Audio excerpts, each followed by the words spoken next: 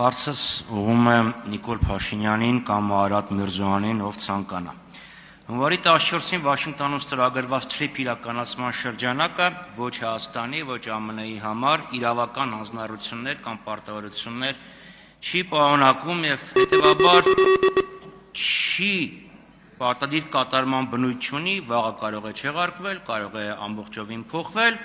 բայց քանի որ մեր սեղանին դրված է այս փաստաթուղթը, այս փաստաթղթի վերաբերյալ հարցս տամ։ Օգոստոսի 8-ի երկկողմ հռչակագրում նշված է, որ Հայաստանը Ադրբեջանին տրամադրում է անխոչնդոտ անցման իրավունք, որը իմ գնահատմամբ միջանցք է, փոխարենը Ադրբեջանը Հայաստանին տրամադրում է փոխադարձ առավելություն։ Մեր քննադատությունները եւ հարցերը ուղղված էին հասկանալու համար, թե վերջը այդ ինչ փոխադարձ առավելություն է։ Ասում էիք անցման դիմաց։ Հիմա հունվարի 14-ին այս թուղթը ստորագրվեց,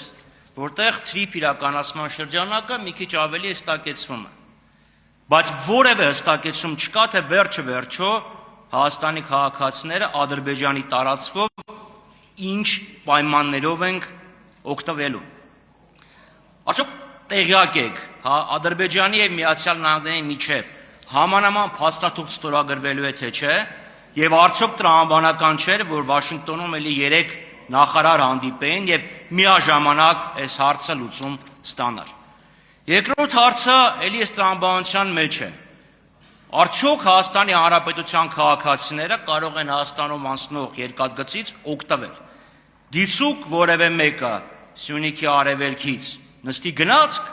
եւ ասենք ագարակում իջնի։ Եվ երրորդը հարցս շատ նման է պարոն Դանելյանի տված հարցին։ Ուզում հասկանամ, այդ ենթակառուցվածքը, որ անցնում է էներգետիկ, ճանապարհային, մալուխային եւ այլն, դա Հայաստանի էներգետիկ ցանցին միանալու է, թե չէ, եւ արդյոք Ադրբեջանի տարածքով մենք նույնպես իրավունք ենք ստանալու դրան համարժեք ենթակառուցվածքներից օգտվել։ Սկսեմ էներգետիկ համակարգից։ Այո, միանշանակ եւ աներկբա Հայաստանի եւ Ադրբեջանի էներգետիկ համակարգերը միանալու են իրար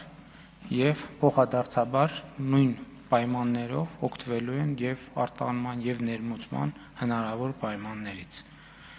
Նշեցիք, որ փաստաթուղթը TRIP-ի իրականացման շրջանակը ունի իրավական պարտադիր ուժ, որովհետեւ դա հայտարարություն է երկու կառավարությունների եւ նախկինում էլ խոսել ենք դրա մասին եւ դա ընթացակարգ է, հռչակագիրը եղավ, իրավական ընթացակարգը, իրավական շրջանակը, որից հետո արդեն իրավական պարտադիր ուժ ունեցող համաձայնագրի նախագծերը կգրվեն եւ այդ թվում կգան խորհրդարան եւ կհաստատվեն։ Ես իհարկե դուք հիմա ստիպում եք, որ ես հարցին այս դիտանկյունից նայեմ, որը սակայն ակնհայտ է։ Տեսեք, ինչ որ ասում եք, որ Հայաստանի Հանրապետությունը պետք է ստանա փոխադարձ առավելություններ, այդ ինչ փոխադարձ առավելություններ, ամոթել է, որ մենք դա չենք նկատում, բայց հարգելնես, մենք արդեն ստացել ենք այդ փոխադարձ առավելությունների մի մասը։ Բա որ բենզինի գինը 20%-ով ընկել է, դիզվառելիք տոկոսներ ճիշտ եմ ասում, ես ճիշտն ասած այդ թվերի մեջ չկամ, չգիտեմ, ով գիտի, երկրորդը, ծորենա ներկրվում Հայաստանի Հանրապետություն, Ռուսաստանից և Ղազախստանից, ընդ որում տարբեր ընկերությունի կողմից, դա փոխադարձ առավելություն չի, ասենք մենք սենց բաներ ենք ասում, ասենք հիմա Ադրբեջանում էլ հետևում են, ասում են հետաքրքիր է Հայաստանում մեկը կնկատի խորհրդարանում, որ այդ փոխադարձ առավելությունը դրա մի մասը արդենից ստացվել է։ Երկրորդը, ասում եք գնացքից կարանք օգտվենք, հա, ասում եք իմ գնահատմամբ միջանցք է։ Ինչ ասեմ։ Այսօր իմիջիալոց Ադրբեջանի ներկայացուցիչները հայտարարում են, որ իրանք իրանց երկրի տարածքով միջանցքներ են տրամադրել Հայաստանի Հանրապետության։ Ամենաթարմ բանը հայտարարությունը, որ իրանք միջանցք են տրամադրել մեզ, որովհետև հաջորդը 100 անգամ, 100 չէ, լավ, 10 անգամ գրած է, ինչպես են օգտվելու երկրների ինքնիշխանության, տարածքային ամբողջականության, իրավազորության շրջանակներում։ Եվ Հայաստանը, եւ Ադրբեջանը, երկուսն էլ իրավազորության, տարածքային ամբողջականության, ինքնիշխանության շրջանակներում։ Արձագանք։ Պարոն Փաշինյան,